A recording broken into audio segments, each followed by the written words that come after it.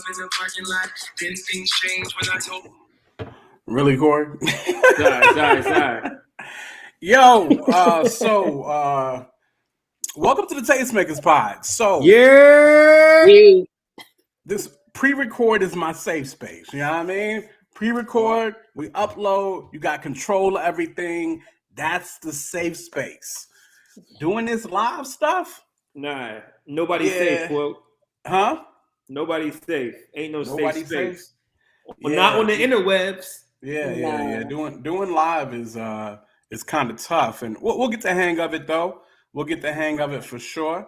But again, thank you guys for tuning in to the Tastemakers pod.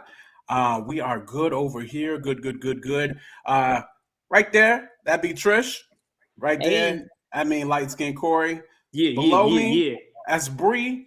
And hey, my name is Quote. We are the Tastemakers, and we give you a taste of the culture. You know what I mean? CHH culture, as well as the big culture, Black culture, American culture, hip hop culture, all the cultures, all the keywords. We do that.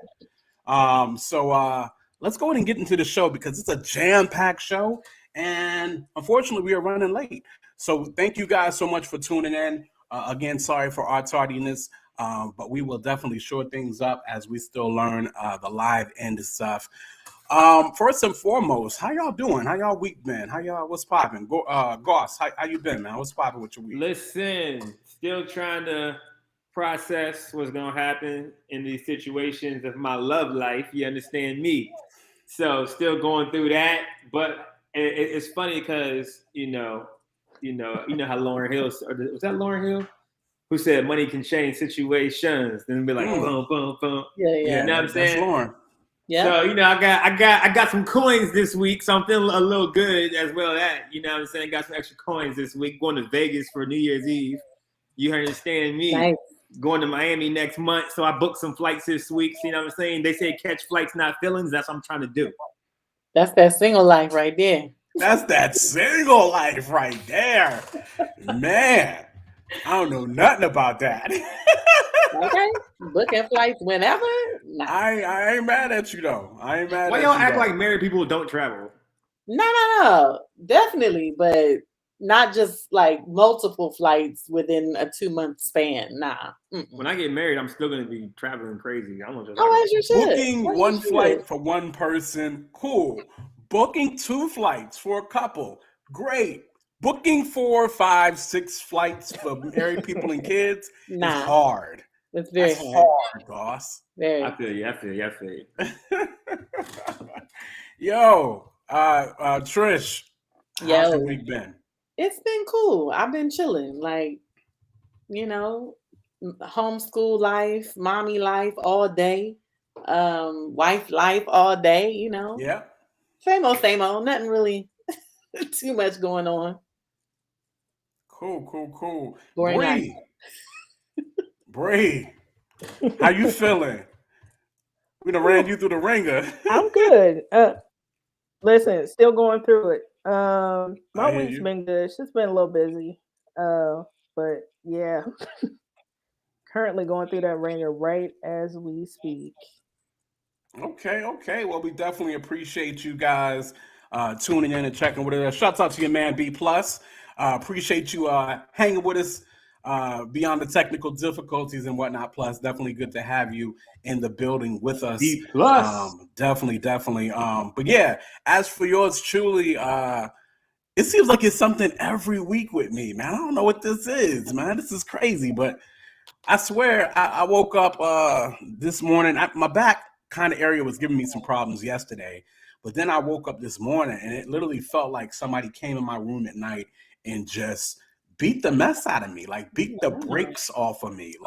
So and then I tried to stretch and I don't know if that was the right move. I was feeling worse. So I don't know if my wife is just kicking my tail when I'm sleeping or what.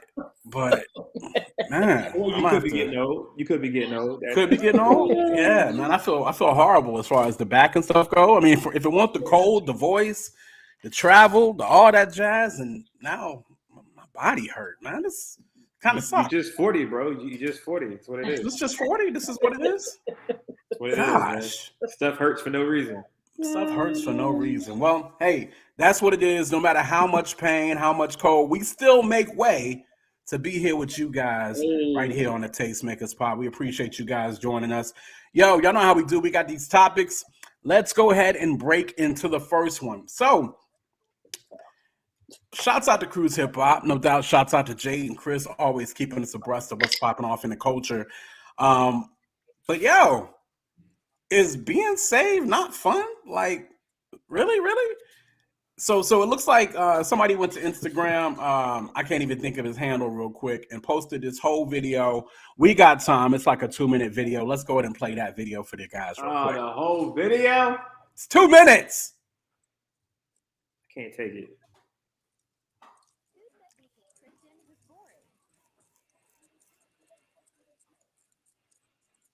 Hey, we ain't got no audio on the video, Bree. It's a sign. We shouldn't play it.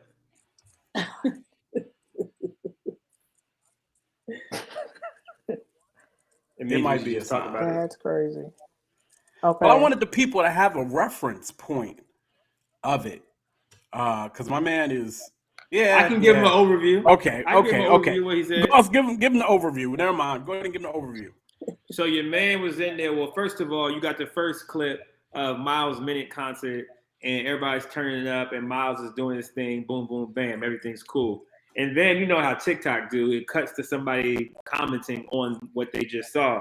So your man right here with the tight khaki jeans, tight khaki joints on, and the tight and the fishing pole.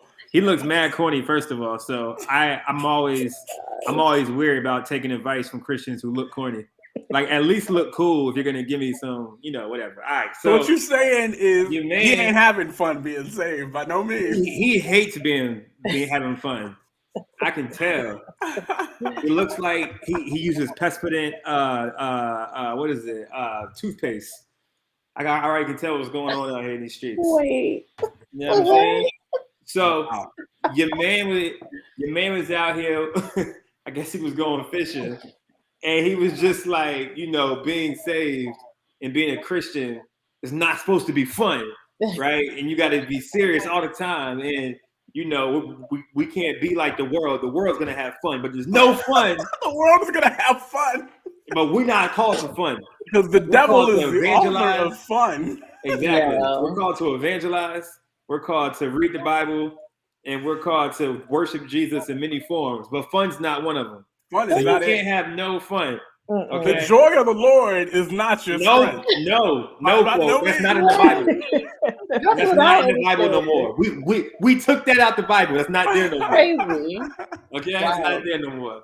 So basically, he's going on this little minute 45-second rant, and about how there's no fun supposed to be, nothing like that. And yeah, you just got to read your Bible and wear khaki tight jeans all day and go fishing. Wow, and that's what he was saying. That's what it is. That's what it is. Shouts out to Chicago for hanging out with us. Do apologize again for the technical difficulties, but yeah, the vid is on Cruise Hip Hop Joint. We will play it for you guys next time. But my man is downplaying fun. Now, we've all been saved for a pretty long time. Mm-hmm. At least I would say most of us in our teenage years or either our 20s. Am I covering everybody? Mm-hmm. That was 12. Okay. Cool. Yeah. So you won't say it for real. Who that? Trish? Yeah, Trish was on that fence. I was semi. I mean, yo, but straight up, I came out the womb. Doctor was like, "Put your hand on the Bible." Wow, like, for real. That's the way it was. Now, I think by the time I was 12 years old, I was about that life. For real. I was about that life. My righteousness of Christ is what it was, for sure. So, yo, talk to me about growing up, guys, in your teens, your 20s.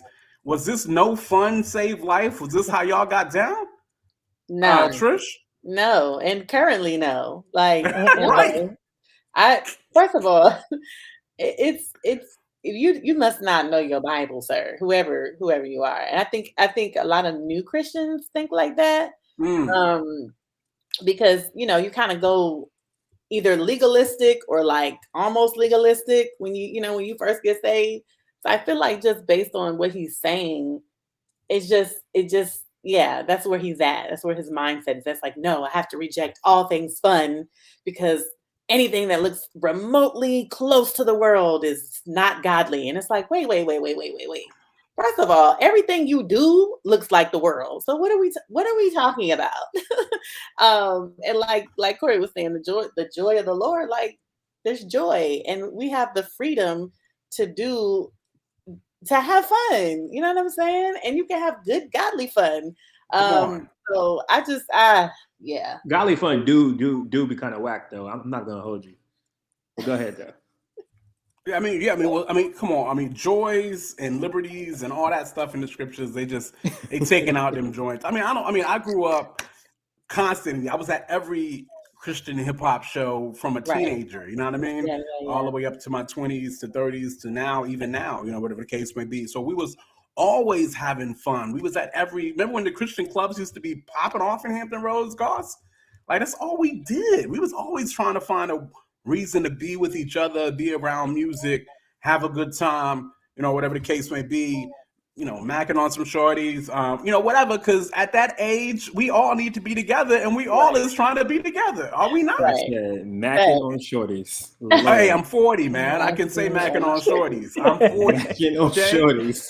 40. 40. That's, you know what I mean? You can say all the new hip slang, all that, you know, no. Macking I apologize for DJ Quote, y'all. I apologize for DJ Quote. Go ahead, Quote. Go ahead.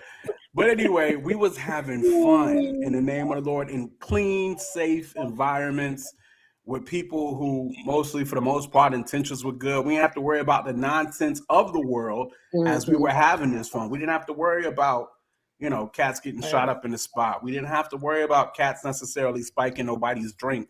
We didn't have to worry about nothing like that. Yeah. We was having good, clean, lots of fun. Only thing I regret that I didn't see a lot of growing up, even in the music spaces and the food spaces and whatnot, is there was not enough dancing going on. Because Christians did not know how to dance by any means, or they were afraid to dance. So that's just my experience. Bree, Goss, is you know, being saved ain't fun? I mean, when I was growing up, we had a lot of fun. I mean, we were traveling all the time, going to conferences, concerts. Like, it was a lot of fun. And I mean, everybody I grew up with, we were all clowns anyway. So, I mean, we always had a good time. So, yeah. I don't know what to do with this new era of fun snatching Christians. Fun snatching Christians. Can't deal. Let me get that fun. So get that fun out of here. So growing up, like I went to like one of the livest churches in the 757, which is Calvary Bible Church. You understand me? And while we was, you know, growing up, we definitely our youth pastor made sure that we had fun things to do. Shout out to Pastor Mark. And he used to make sure that we had Mark Lawrence. Yeah. So we had our church had our own basketball league, and it was fire. And then after the basketball league, you had these joints called teen jams, like teen jams. And teen jams used to be lit. So those were dope. Those were fun. And then you had late night skates as well too over at Greenbrier Skating Center, right? So we would skate from like midnight 2 a.m. bang bang, right? And then we would rent out this place called Funscape, which is like a indoor theme park for kids. Not kids, like teenagers. And that was fire too. So my church made sure that we had fun for the youth group to participate in. Boom. Okay. Now, so coming up as a kid, to me, church is fun. What y'all talking about? Church is lit. So this is my mindset from ages 7 till I'm 21. And all I know fun to be is within this church context. Yeah. You feel me? So I go to college already with this mindset. I'm not drinking. I'm not smoking. I'm never having sex. I'm never doing none of that because I'm better than y'all because I don't do that stuff. Oh, okay. So right? So that was my disposition. You understand me? Like I might not said that, but that was definitely my aura. Gotcha. Okay. Plus, I was the Christian rapper. on campus. You understand? So I tried to go to a party. I didn't have fun because I was like, I don't do this. So it's not fun to me. Drinking never looked attractive to me at all because I never drank. So it was never something like in my eyes, fun was something else, but it was built off a church context. Okay. So I was telling my pastor this yesterday. So I'm in a weird spot right now, for all disclosure. So okay, let me finish the story. All right, so I go through life from 21 till about 32, right? Still with this idea of what fun is, but it's still very much so in a Christian context, right? So now, within the last year or so, right, I'm starting to understand why people think church is whack. And why people think, you never did, you don't know what fun is. But I've never desired to do none of those things until now. So I was telling my pastor, right? So I was telling my pastor, I said, you know what? I said, Wag, I think I'm doing this backwards. I was like, the stuff that I didn't do in college, I now want to do. But you're supposed to be over that in your college phase. You're supposed to do all your wild out stuff while you're in college. But now I have the desire to do all those things that I wanted to do in college. But hold on, let me finish my story. You've been going for a good 2 minutes, by the way. I know. I'm just getting it out. Listen. It's a testimony service. I understood the assignment. Shout out to Kira, Miss Jacobs, getting in trouble, dancing at all the youth events. Shouts out. So when they say, when he says, so now I kind of feel homeboy when he says being a Christian not meant to be fun because everything that I want to do is not Christian like at all. I'm gonna like what though? Really, what are we talking about here? Like, because I still think we put these boxes on cats, right? True. On what it means to be Christian. Like going to the club, getting drunk, going to the club and drinking. I mean, Goss, do you really want to get drunk? I mean, drinking is one thing. Do you really have a desire to get drunk? No, real? I don't. Of course I not. don't. No. Right. But I'm saying, but I know myself as with like, if I enjoy something, I OD. Yo, Kira's on it. Do not do it now. Your bones is older now, and they do not recoup the same. That's for sure. But so if you was gonna do it, you needed to do it in your 20s, because right now, man, the recoup is not the same by any means. So what he's saying, so when he's talking about that fun stuff, I kind of get what he's saying, and he's right. As far as like, because he was talking about Miles looking like he was enjoying the world, quote unquote. Now, so his mindset is going to. He was. How? That's what he was talking about. Oh no. He was talking about it, but he wasn't. You know what I mean? It was just right. That's what I'm saying. But he was concerned because Miles looked like he was enjoying himself too much, and that's what they do in the world. So I can see, but he wasn't, like, he doesn't understand what's going on. But I'm saying the fun, like, I see the point of what he's saying as far as like, because there is kind of no rules no more, and we can do anything. And the gray areas have been like, nah, you can do that. That's fine. You can do that. That's fine. So what are we talking about here? Are you talking about like sex and no? Yes, sex too. Yeah. Some people think it's cool to have sex because you're humans and God gives grace. I was going to say this, not to interrupt. No, you're fine. No, please interrupt. Yeah, so I see a lot of people, a lot of believers who are around your age that are in the same boat. And a lot of them have actually walked away from the Lord because they grew up in a church. They grew up like just all they knew was church folk, church things, churchy people all their life. And then they like come into adulthood and they like, wait, it's more to life than just being around church people. That was me. So it's like, it's an imbalance, right? It's an imbalance in just like, everyday life, which is I understand why people end up kind of going the other way and rebelling and all that stuff, because it's like your how you grew up wasn't a balanced life. So I feel like I wasn't balanced at all. So it's not abnormal, But in terms of what you were just saying, like it's no rules, there's no like boundaries. I think it's because there's a lack of discipleship within the body, and plus because we're not like, a lot of people aren't meeting in church, they're meeting online. The discipleship relationship is not happening. So you don't really have a lot of people who can like hold you accountable or challenge you or be like, yo, well, you might want to rethink that, because let's talk about how wise or unwise that could be. You know what I'm saying? So I think it's a lack of discipleship, a lack of like mentoring and helping. That it's the lack of spiritual discipline, because we're not really talking about these things. So I can go. Yo. And I keep saying Miss Jacobs because I don't want to say it. I don't know if it's Kira it's or Kiara. Kiara. That's my Kiara.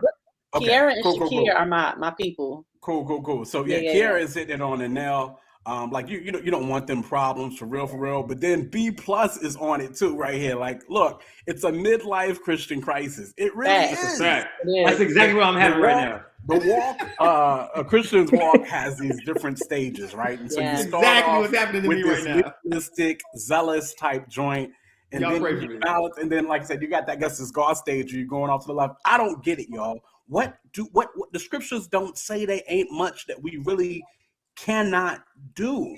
If you want to sip, you could sip. I mean, like for real. It says literally, do not get drunk. That is the line. The quote. And nobody who wants to get plastered out here. Who is out here really trying to get plastered? But I think it's like this though. Quote. If you've never been plastered before, I'm saying. I'm sorry. There's no. They don't have a boundary. If they don't know their limit, if they don't know their limit because they've never done it, they're gonna OD. They're gonna OD. Like what they OD on fun, Christian fun. They're gonna OD on all the other stuff. Yo, they're killing it right now. And that's a big thing, because you do feel like you're missing out on something. You do. Like, that's what it is. On what? I'm about to tell you. Listen. No, I mean, I'm just saying, you know you're not, but it's just this. It's the notion that you do. Yeah. My grandmother passed a couple weeks ago, and flew to Memphis, yada yada yada. And I'm with my family, and my family turning up. You know what I mean? They're gonna turn up. They're gonna drink. They're gonna have music. Gonna be dancing. Gonna have to be a good time. I love a good time. It's just a good time. You know what I mean? Yeah. And normally I don't drink nothing, but this time I went up there. The family had something. I said, "Let me get a little bit of that. Let me get a little of that." They looking at me like, "Tony?" You know what I mean? They call me Tony. That's family, right? They're like, "Really? We didn't expect that you would take a sip." I had literally a cup of something every day I was out there, right? One cup, because one cup ain't gonna do what? One cup ain't gonna get me drunk. You know what I'm saying? You know what I'm saying? Listen, you know what I mean? Listen, my friends, when I told them I wanted to drink, they was like, "Welcome. Yes. What do you want? You get whatever you want." The thing. All my Christian friends drink a little something. Yeah. I was late to the party like you, Goss. And honestly, I'm still not, even after the weekend. One of my cousins made me some apple joint that was bomb. But really, I ain't trying to drink like that. Alcohol ain't that blazing to be real. You know what I mean? I'm trying to find out my limits, right? So I had that's where you get in trouble. Trying to find your limits. Just take a shot. You just need one, right? Do you need multiple? Really? I need to find out how much do I need to have fun, and then how much do I need? Like, yo, you had too much. You are a natural high individual. I know you. Quote. Listen, there was an artist at Domination who, and I say this quote. He said, "Hey, whatever makes the night fun, that's what I want to do." And he was talking about, and we were talking about specifically alcohol. Oh, okay. And I was shocked that he was even gonna, partake or whatnot. But he was like, "Yo, whatever makes the night fun, I'm down." So I was like, "All right." Lord. So I didn't drink this because it seemed like it was too much for me. But they bought him some moonshine, and because Richmond makes homemade moonshine. Oh wow! So, he had wanted to try it. You know what I'm saying? So we had went out and bought him some moonshine. But for me, sounds so unappealing. Moonshine? I don't know. I mean, from what I understand, I mean, that's not sweet. That's not Nothing. You know what I'm saying? I don't know. I never had it. I don't know. Hold on. What they doing in the chat? I missed that because I'm empty bed. What happened? They going in because basically they saying what is like the foundation of what it seems like it's discontentment is what is making you feel like you need to go out and have this worldly fun. No, it is. I agree. I agree with that too. Nah, but that opens you up to a whole nother list of problems. Like I'm having a crisis right now. I'm having a crisis, right? We all wanted to have somebody in our life, whether it was getting married, whether it was boyfriend, girlfriend thing, whatever the case may be. We all kind of did that. We all had our seasons of loneliness. That's just part of life, yet alone being a Christian, right? But the other side is so much more baggage, right? Like if I take a chick home, I now got to worry about, I mean, like for real, like I got to worry about so many other things, from pregnancies to STDs to the extra baggage that comes with that. Absolutely. Like everybody has STDs now, guys. Listen, like everybody has STDs. They are now giving kids HPV shots to get into school. Like that's part of the vaccinations now. It's HPV shots. We didn't do that when I was a kid. Kiara said you could put moonshine in your gas tank and ride it to work. That's what I'm talking about. Exactly. Thank you. That dog is strong. Who wants that? Who wants them problems? You know what I mean? I mean, like I said, it's easy for me to say now, being a married cat or whatever case may be, but it's not like I ain't ever been single. I know what that loneliness feels like. I know what it feels like to want, to have somebody there, that companionship, yada, yada, yada. It's, but I ain't necessarily just all I want. I never went to and maybe this is different. I never went to the emotions or the feelings of just wanting to bag. That's it. I just want to bag. Bags and have sex? Yes, Corey. Listen, okay. I have. Okay. Wait, hold on a second, Cole. Put this on, Trish. Thank you. Go ahead. Hold on real quick. Cole, you're saying you've never just wanted to have sex with a girl? Like I met a young lady, and that's it. No more, no less. Really? That's never been me. I've always been a commitment guy. I've always been about a relationship. That's so wholesome. Yes. I think a lot of women go through the lonely phase, or we just need a physical something, and it just, even though we think that it's going to fill this like void that will never be filled, it's like it's a temporary thing. Like I just need somebody to cuddle with, to hold me, touch me, something. I mean, I went through that as a believer who wasn't really, I don't think I understood the entirety of the gospel when I got saved. So going through life as a teenager and then going to college was like, whoa, like I have access to all these things. Like I just completely wilded out, like completely. So it was about 2 years of that, 2 years of that. And then it was like, but I mean, I guess what I'm saying, Trish, is that really all you wanted, though? Oh, yes. No, absolutely. You didn't want anything more. You just wanted the body. I had my moments. I'll say I had my moments. Oh, you said yes. Anything more from these people? You just wanted the body. Okay. All right. So that's what I'm saying. Deep down, sure. Deep down, more. For sure. It started by me getting hurt, though. So when I got hurt, I felt like, oh, revenge is mine.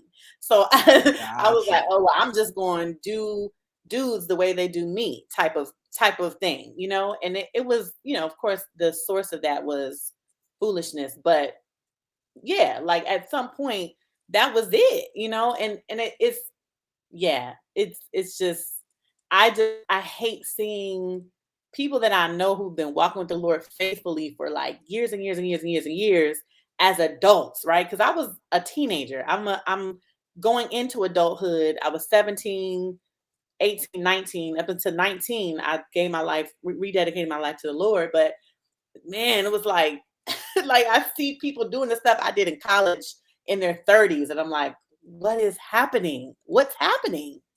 We have to address this, because this is problematic. And that's what I'm saying. I just feel like I should be past that, the stuff that's supposed to, but I think it's because I didn't have any balance. And it's because for sure I was the kid who always had to be on because of who I was in college. So now it's like, especially, well, let me not say that, but especially with the this new brand of Christianity where everything is grace and you can get away with anything. Like now it's even more appealing. Cause you're like, y'all get that I'm human? Like y'all ain't going like. Shakai just put about that revenge sex thing. I would love to talk about that. I don't know if we have the time. We got topics. We can do whatever we want to do because don't nobody know what the topics are. But I can talk on that. But I was gonna just point out real quick. Kiara said, "Plus, sex after a certain age isn't as popping if there's no connection. As a rehabilitated pimp, she's so funny. Then one hit quitters get less fun with every year. Facts. That's what I'm saying. So you want more for sure. You want more for sure. And so, but I admit I probably was never. I was always in a bunch of relationships, but I don't think I was ever hurt. I don't think I was ever hurt like that. I think the most hurt Shakia, I got. Sorry. It's Shakia, not Shakaya. My bad. I meant to Shakia. Okay. The most I was ever hurt is because I had done something, and so therefore I felt regret and guilt, and that there was that hurt. But I never was hurt, so there was never need to get back at somebody. But do guys get hurt like that from a revenge sex standpoint? Goss, what you think, guys? What do you mean? Yes. Like, what's the scenario? Give me an example. Because I figure when I think of revenge sex.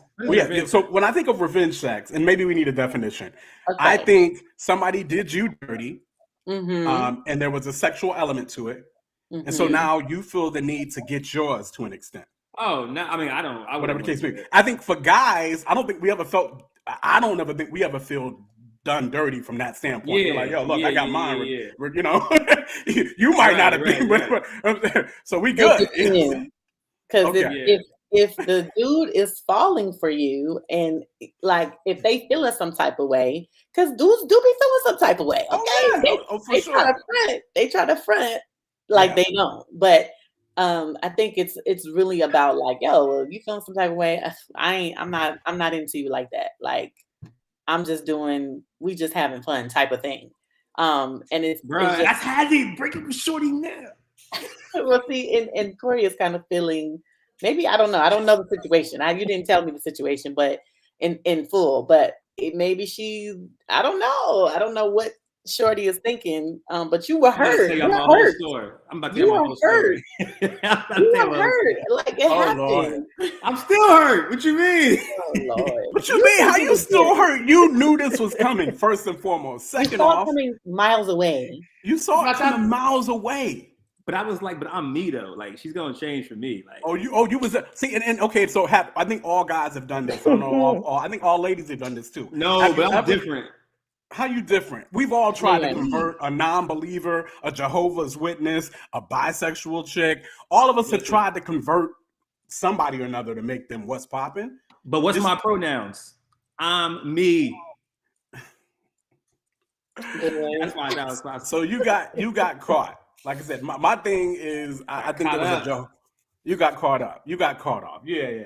I think I almost did once too. There was a Jehovah's Witness that I was determined to get her on the side of the Lord and get her on my side. You know what I mean? And so you got caught up in your situation, think that you was gonna change this chick, and Lord, it never works. It never works. The Jehovah's Witness told me this. She was like, "Look, man, you so dedicated in your faith, you making me stronger in my faith." I'm like, "Dang, that backfired." I'm like, that backfired. You know what I'm saying? How does that work? Goodness gracious. This man said he had sex and didn't get attached. That's impossible. I don't see how people do that. I feel Joel on that. I feel him on as a guy. Shoot, are you men often don't feel the attachment.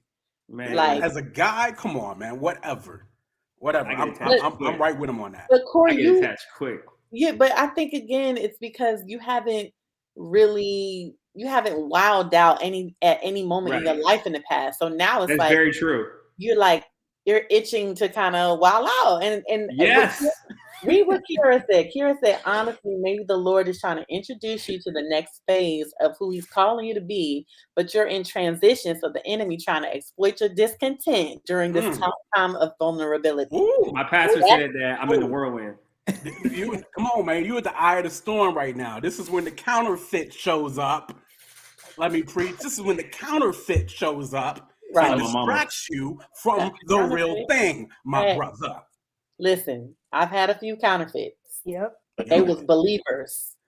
I was like, but y'all don't understand though. Y'all don't understand. This was the girl in my head that they told me I would never get. So it's like from every standpoint, like I don't understand. But you didn't get her though. Come on now. Let's talk about it. Let's talk about it. Because y'all wasn't in a relationship. So stop this. Because y'all won't real. But I'm saying like.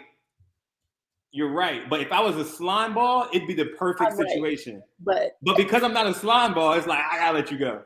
But amen, you are not a slime ball. You're right, but still, so in my head, I'm thinking, yo, this is it, yo. Like I can't wait to stunt, like I can't wait to go OD, like and like bring her around everybody just to prove to everybody wrong. Listen, she was bad, and she was still is bad. She was good people's. So what happened? I don't know how much we're putting out here, Goss. she was not. Let's just say she was not. She was not. So here's what happened. Where she loved the Lord the way Goss loved the Lord. Let's say that she did not really. That wasn't really her bag. Or me. Or me. Okay. And she didn't love me the way that I needed to be loved. There you go. But the thing about it was that like I knew this the whole time. And he knew this the whole time. What the heck? Why I played myself. Because he thought he thought he could win down. He thought he could. You know what it's because my mama. It's because my mama and my daddy. They always told me you can get whatever you want.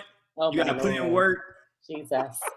It's their fault. Listen, so in my head, wow. I can wear any girl down. Everybody plays the fool sometime.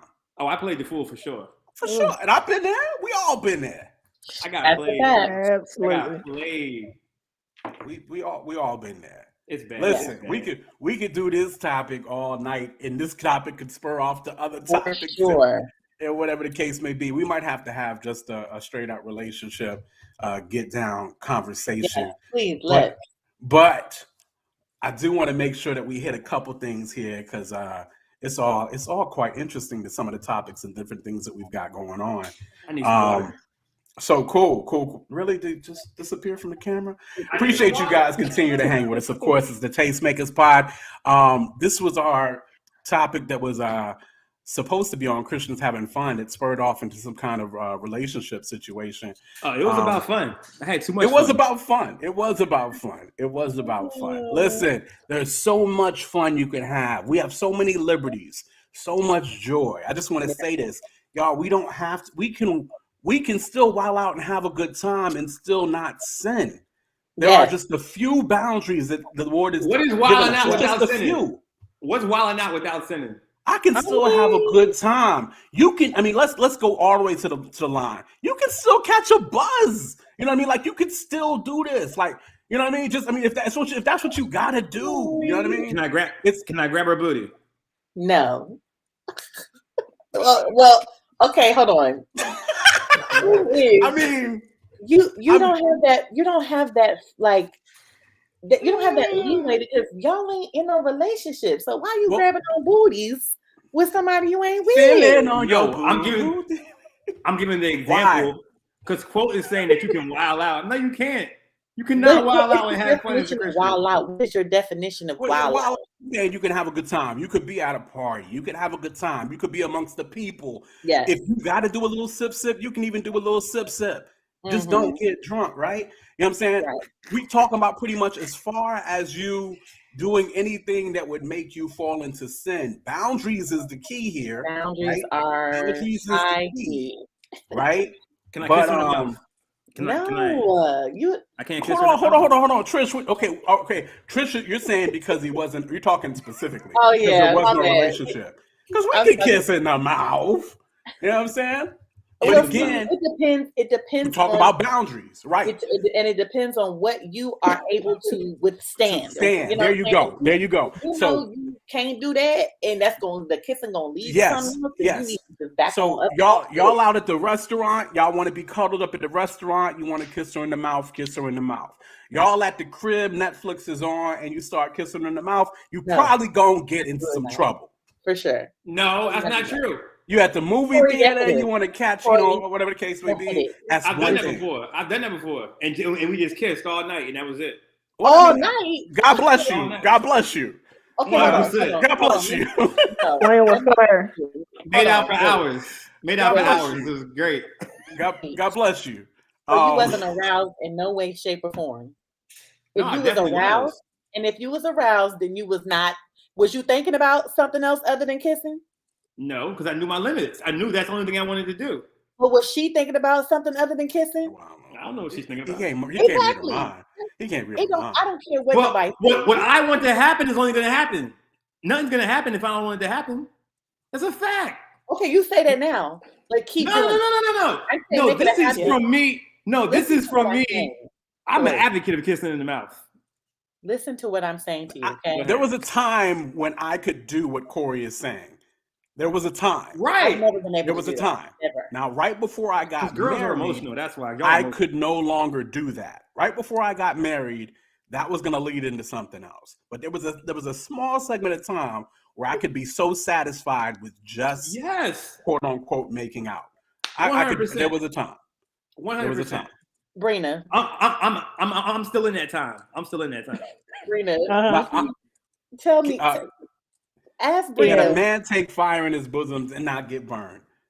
Is you trying to have a baby mother? Exactly, because that's exactly. No, it's not. Ask any of my friends. No, I don't care what you say.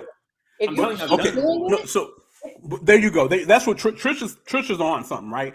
Okay, you've done it before, right? So what you've now developed is a false sense of security.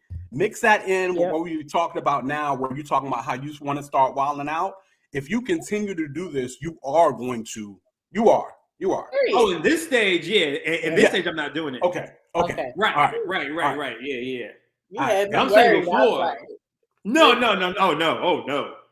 I'm way too vulnerable in this stage. Yes. Okay. All right. As long as you know. Listen, I'll get fired from my job next day. Right. Exactly.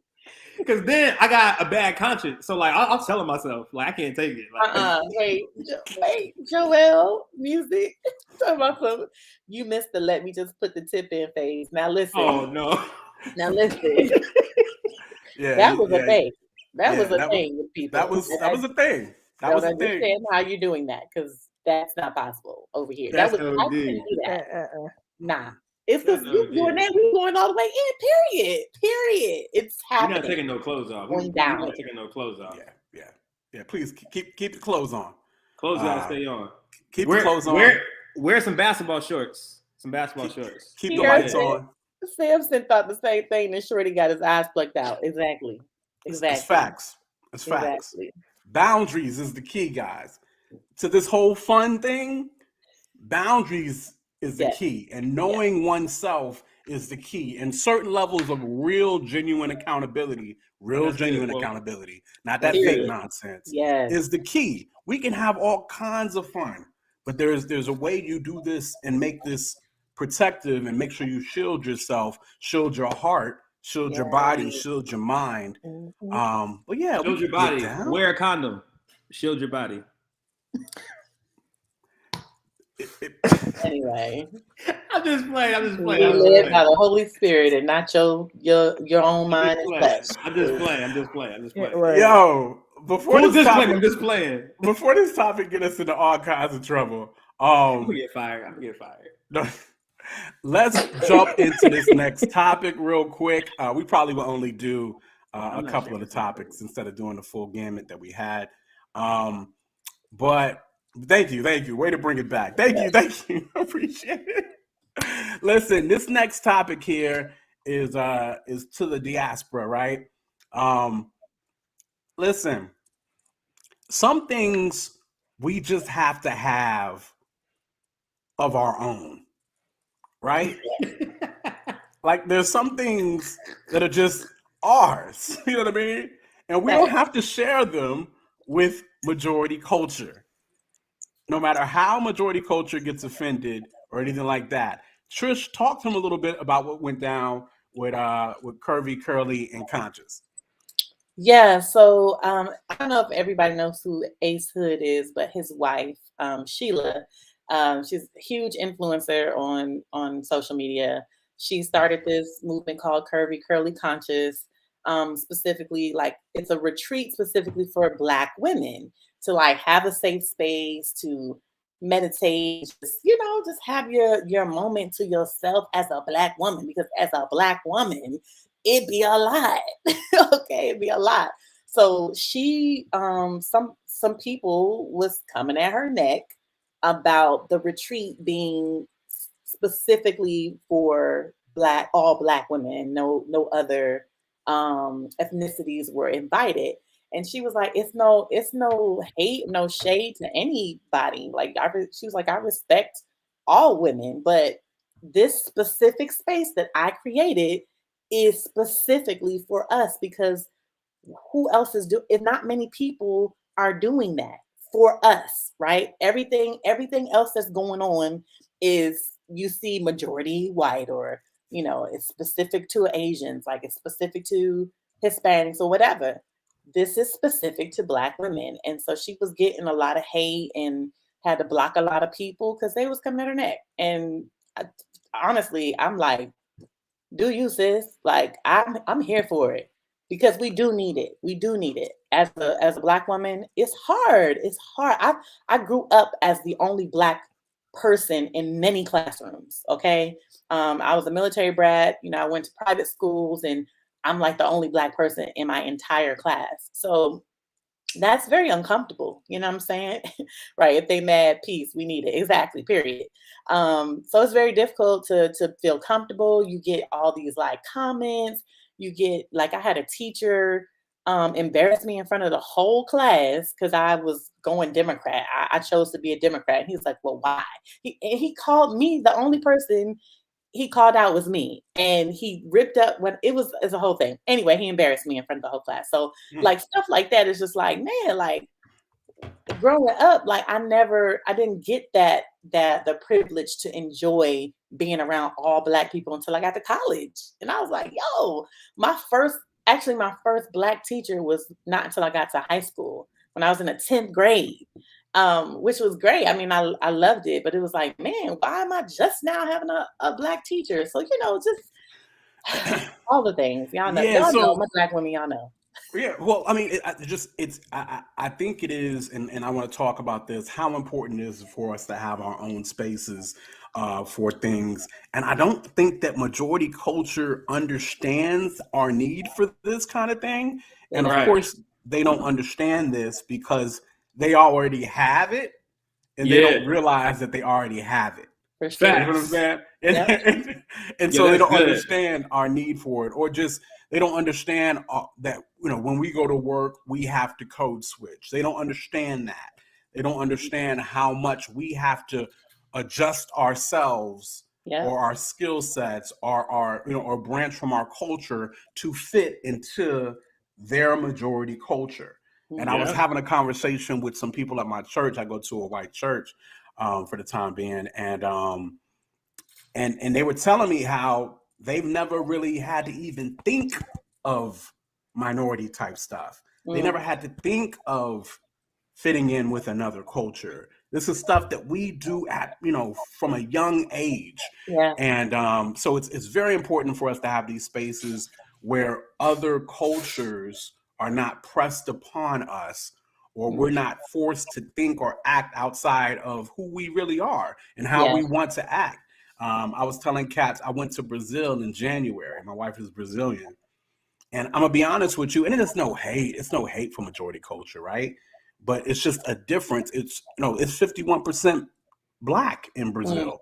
So going to a place and not seeing white folk, it's kind of cool. Yeah. Not having to feel that whatever that is from being a minority. You know, we Yeah. 13% in this country.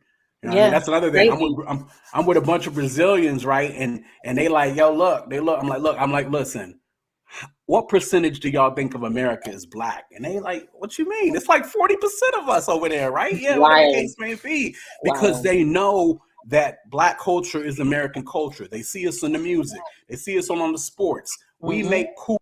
We do whatever the case may be. So when I told them that we were only 12, 13%, they almost lost their minds. Yeah, I'm sure. They almost lost their minds. It's very important for us to have our own spaces that we can go and retreat to. And I think we've used church for this for a very long time as well. Yeah, for sure. Places that we could go to be ourselves wholly. Yeah, that fully, you know, whatever the case may be. Anybody else want more on this, especially people that are constantly in majority culture spaces? Goss, I know, for instance, you are as well. Yeah, I definitely am. Man, so I think that everything you said was true and spot on. Like, that was super dope. Like, this is part of the podcast where I'm going to screenshot and record it and post it because everything you said was fire in there. But yeah, going through those spaces and trying to get them to understand, hey, when you make a reference about The Office, I don't watch The Office. Sorry. So I have no clue what you're talking about when you just said that to me. You know what I mean? Or like, you know, when you're out and then they're trying to think that they can talk your language, so they try to talk cool, but then they talk regular to the next person. I'm like, yo, you like, you know, you can talk regular to me, like that's fine. Like you don't gotta call me dog. Like that's fine. That's no problem at all. So just correcting them is always the interesting thing, and then the jokes I most times don't get. And lately here, I have been flocking and fleeing to my Black community and have spending way less time with people at my church, just because when I got there, that's all I did was spend time with them for the first 2 years I was there. So now this year I've been hanging out with probably all my Black friends. So if you see my Instagram, it's definitely my Black friends, and I'm very intentional about posting as Black as I can on my Instagram, just because I need that balance. Like, I was not wilding out that way, but I was like losing my identity, losing my culture, you know, because I was giving so much time to the other space. So now it's definitely all right, let's lean back over here now.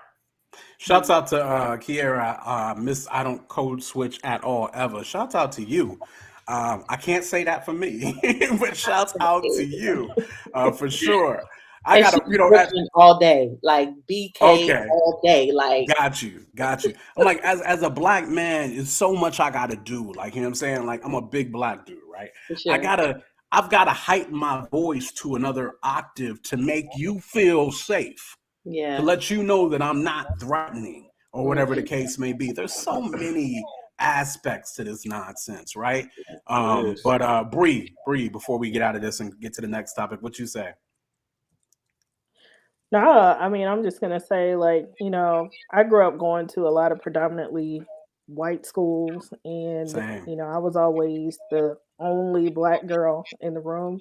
So it's like, you know, you have a certain sense of popularity because everybody wants to be your friend. Yes. Because they think you are the coolest person. Every girl want to date you. And yeah, that was fun.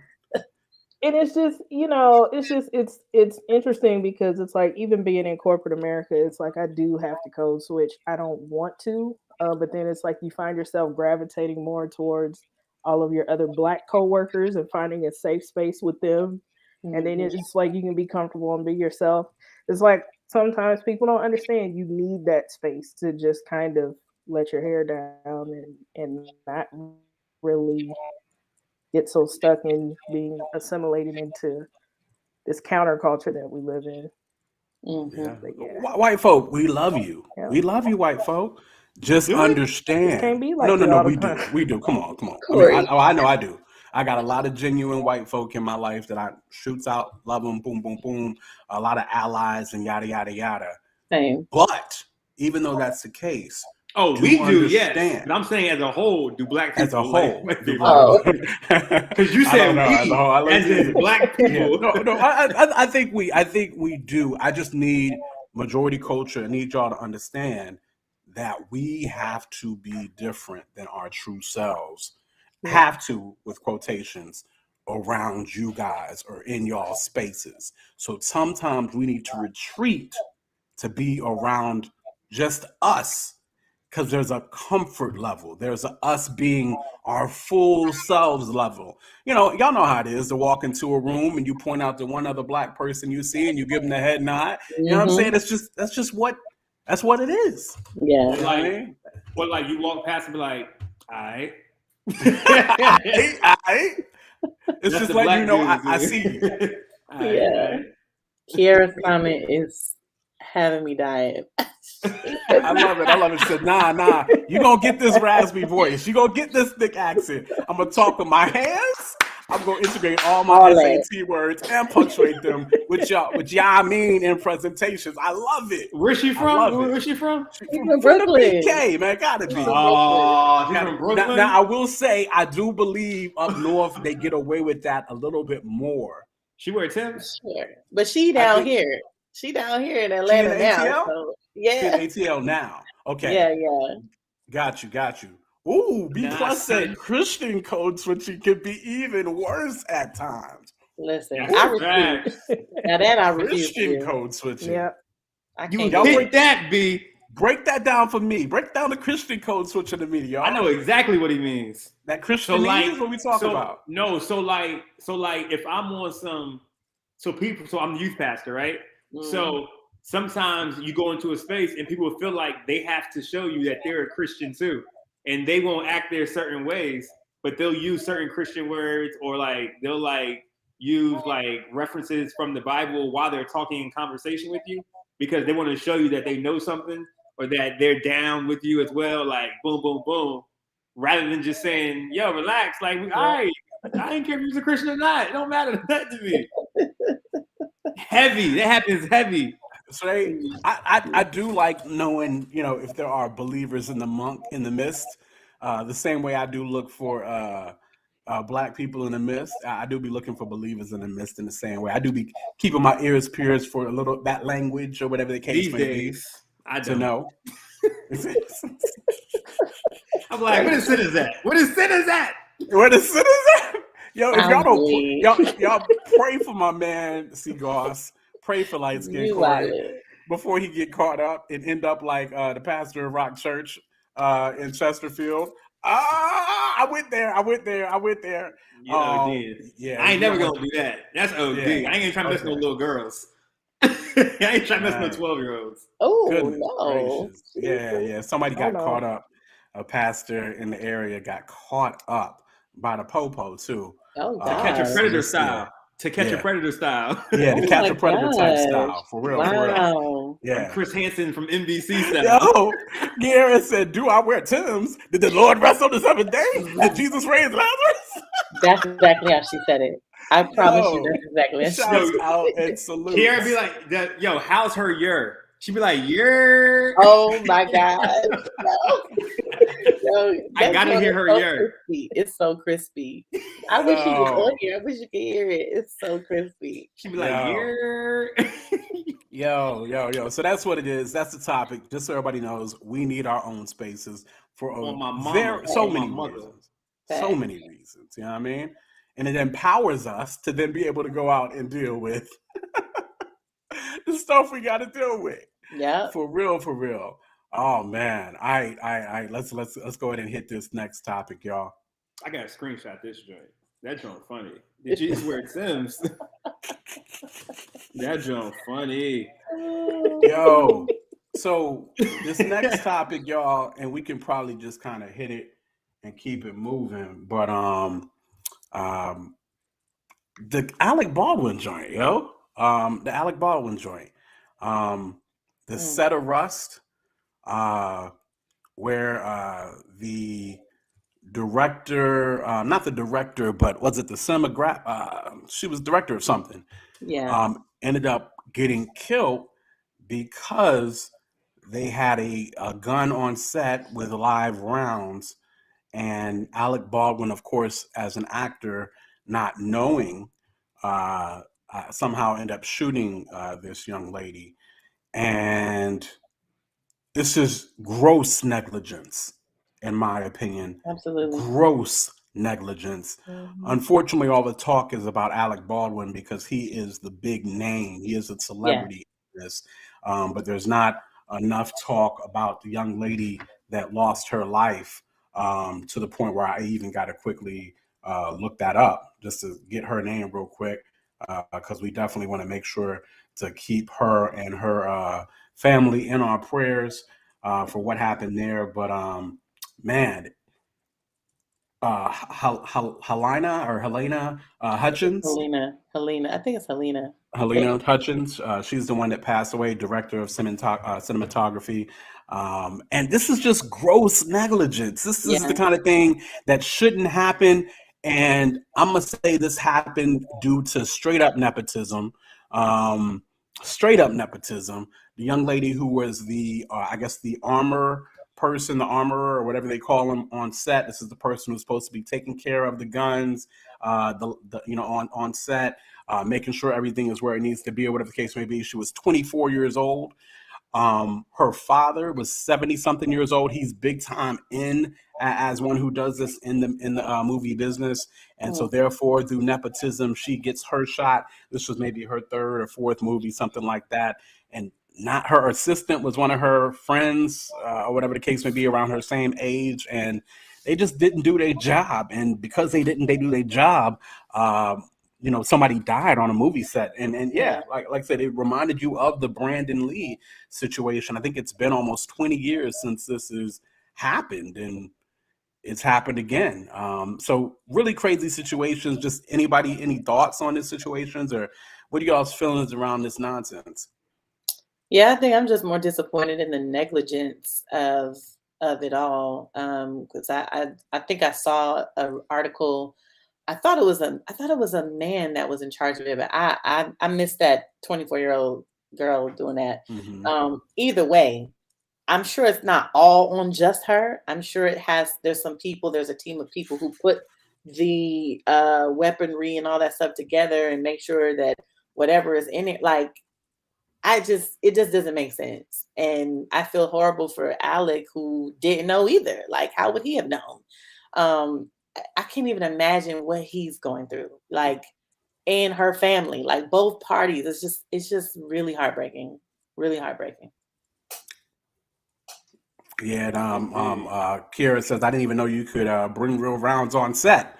Like, what are the checks and balances, this kind of thing? So yeah, you can the movie industry wants things to be as real as possible, right? Mm-hmm. They want it to try to be as real as all get outs, but you just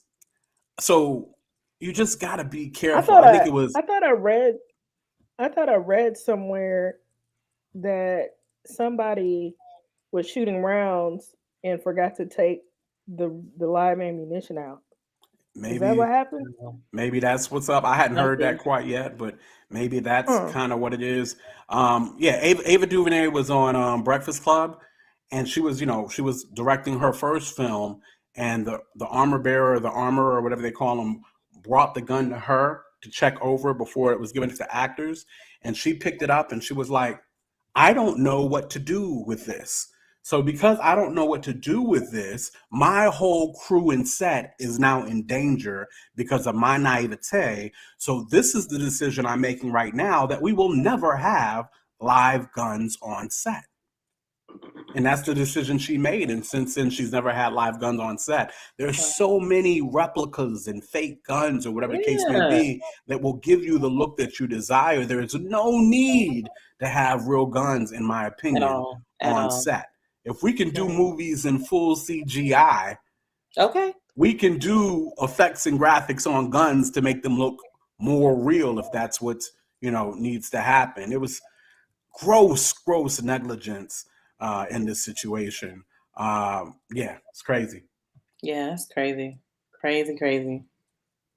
Yeah, B Plus is saying that from what he read, they looked in the storage area and the blanks and the live rounds were all mixed up and unorganized. So that's crazy. But even using blanks, people think that blanks are extremely safe. But as I've read, even using blanks, it can still cause damage and cause harm, or whatever the case may be. Yep. There's just no need for it. There's just no need for it. get yourself a fake gun and do what y'all need to do and do whatever else you need to do in post-production. But yeah, it's been 20 years since this happened with Brandon Lee. It took Brandon Lee's life, and now we lose another one on some nonsense. It was a great interview with Ava on the Breakfast Club, Lady J. So that's what it is. So definitely prayers out for Alec Baldwin. Definitely prayers out for the young lady's family. As I understand, she had a husband and a small child, a small son. Wow. You know what I mean? Just useless, nonsense, senseless death.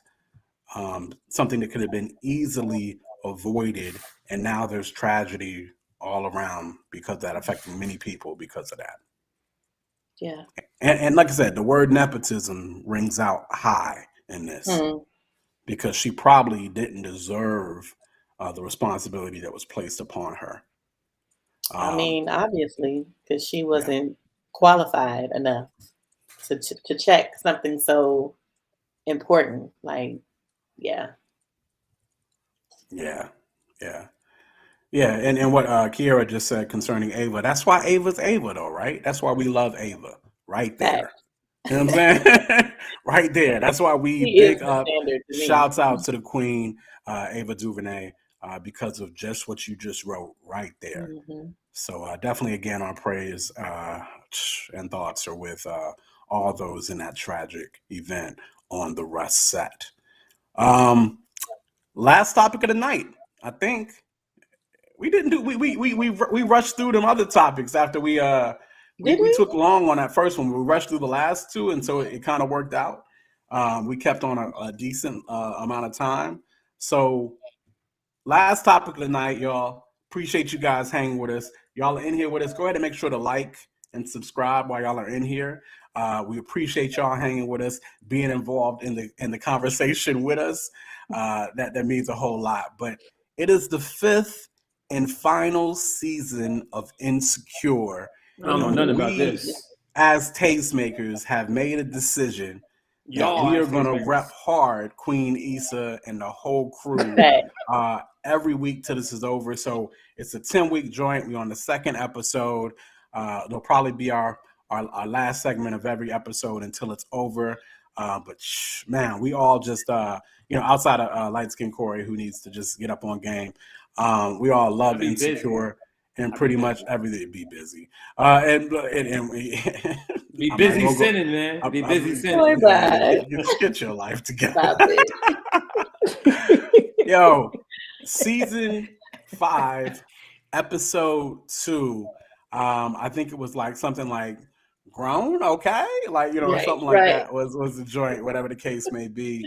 Another dope episode as we set up to kind of see what's gonna happen, man. I just think about all that we're gonna miss when this show is over. Oh my God. The music is what's about it. The Black culture first and foremost, but then the music is so good in these episodes. So good. Like, man, I mean, we need a spinoff some kind of bad, right? Yes. And I don't know if if Issa's gonna be down for the spinoff, but all that to say, how did y'all like the latest episode? What did y'all think? I loved it. You loved it? I mean, Crenshaw, was that Bree? Crenshaw. Crenshaw. I was like, that was hilarious. Crenshaw. That was hilarious. Crenshaw. Really was. I just loved how I can relate to Issa on so many levels. It's just like so funny to me. But when she was like kind of trying to fight for like pushing for Crenshaw to be like the artist that they highlight or whatever for this event, I was like, okay, now how's she gonna freak this? Like, so how she did it, and then she was surprised when old dude came up. She was like, okay, this is not. I'm going to stop you, Trish. I'm going to stop you, though. As people who have operated behind the scenes as artist managers or artist liaisons, A&Rs, whatever the case may be, have you ever been in a situation where an artist did the exact opposite of what you told them to do? For me, no, because they already know I'm going to go off if they do. I had to think about it. I don't think I've ever been in that situation too. Normally, the artists that I work with, I'm gonna convince them as to why I think we need to move what they move, and they've done things to upset me or to poke at me. Like I never forget, I was working with an artist, and we were trying to get this particular track on radio, and he was doing something in the hook that was way too wordy and nonsense. And I was like, yo, we don't got no time for that. And so the next time they went into the booth and recorded, they literally put in the joint, quote said, we ain't got no time for this. That's funny. Or whatever the case may be. But working with artists is always fun. And when they do their own thing, it could be a catastrophe, or in this situation end up being exactly what was needed, which absolutely blew my mind. Yeah. I had a feeling though. Because when I was looking at the show, I was like, yo, it's different. I mean, it's a Lady little... J, thanks for hanging with us. Go ahead, Trish. Bye, Joanne. That's my home girl. That's my sister, Joanne. But yeah, it was the way they started the show. I was like, uh-oh. And the way the dude was looking, I was like, oh no. But I was like, you know what? This is different. I feel like he's gonna like it. So I was thankful that he did. But I want to fast forward a little bit because just thinking through all the stuff that Issa has been going through, her relationship, breaking up and with oh boy, and all the I guess pressure and all of that, the challenges that she was going through with the show and stuff, and seeing Nathan at the end of the show, when they was in the bed or whatever, and she just is like crying on that dude. I'm like, no, that's real, because what she really needed, she didn't need like sex or anything. I think she just needed somebody there to kind of like pour out to. So it made sense to me, but yeah, I felt her. Like I really felt her at that moment, because I mean, you have moments like that as a woman, and just kind of going through all this stuff, and then you just need to like pour yourself out. I really felt that. Yeah, she cried in his mouth. She did. Shouts out to any man who has ever been in a situation where you was about to get some, since it's a Christian show, hopefully you was married, and she busted out the tears. Yeah, that's a interesting situation to be in. She cried in his mouth. Indeed. She did that. But no, also I think it was somebody said you can tell that you have Black people writing for this show instead of white people writing for the show, and that makes a world of a difference as well. And it does. I think it was Kiera that said that. It makes a world of a difference. It does. I mean, to have Black writers in the room for a Black show. I never forget the old Family Matters joint where Steve Urkel, Jaleel White was talking about how one of the writers had wrote that the actress came in, Black actress, and she had a long day, and she leans against her wall and she says, "Hoy vey." That is not. Black people don't say that. You know what I mean? So it's good to see the authentic Black culture, Black writing, Black experience coming out on the show, and that's the beauty of Insecure. Yeah. That is the beauty of Insecure. I'm loving Molly's transformation. I'm gonna say this every week. I think Molly is becoming Yvonne. Yes. I think that is what's happening. I think slowly but surely Molly is actually becoming Yvonne Orji. And so seeing her growth in the joint, she's looking beautiful with the short hair. She rocks that. She can rock it like nobody else. But she's also, like I said, she's being a great friend to Issa. It's good to see their relationship back in tune. A year later or whatever the case may be. So yeah, that's dope to see. I'm loving to see that part of the show. I'm trying to think if anything else stuck out. Bree, anything else stuck out with the show to you at all? I'm just trying to remember. Like the second episode occurred like a year after the first one, though, right? A year after. Right? Yeah. Yes, it was a year after the first one. You did see that, right? A year later. Yeah. And then her mom trying to pressure her into dating that guy. What was his name? Herbert? Herbert. The guy with the trap music for Jesus. Oh my God. Oh no. That was terrible.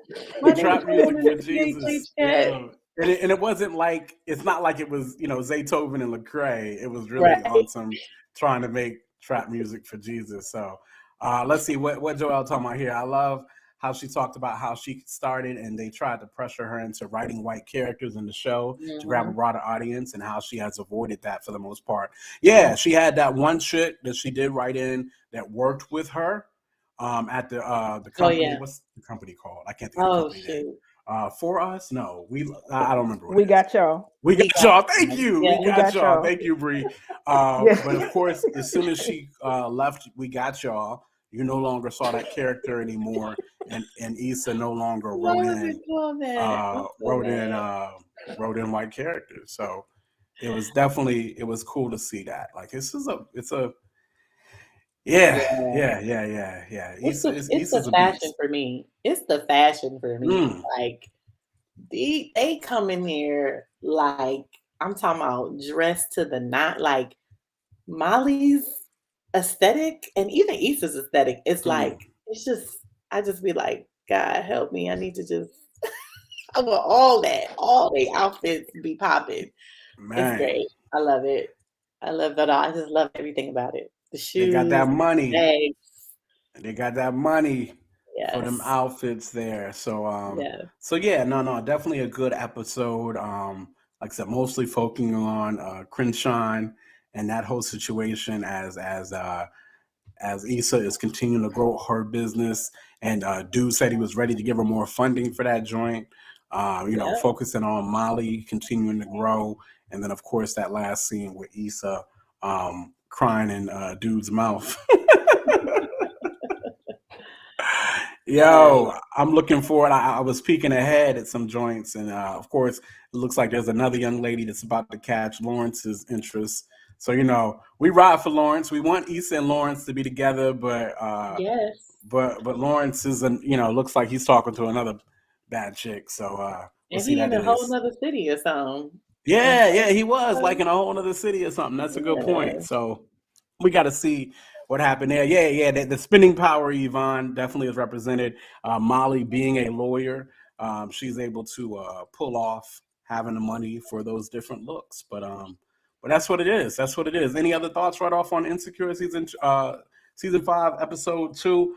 I think it was a good episode, but it was a very concise, or what's the word I'm looking for? Episode, compact, maybe. Episode. Yeah. So I don't think there was a whole lot to it. Yeah, it wasn't a lot going on. A lot of little stuff going on per se. But yeah. Any other thoughts on that? I'm just looking forward to all the next episodes. For sure. Well, my back is starting to act up because I'm old.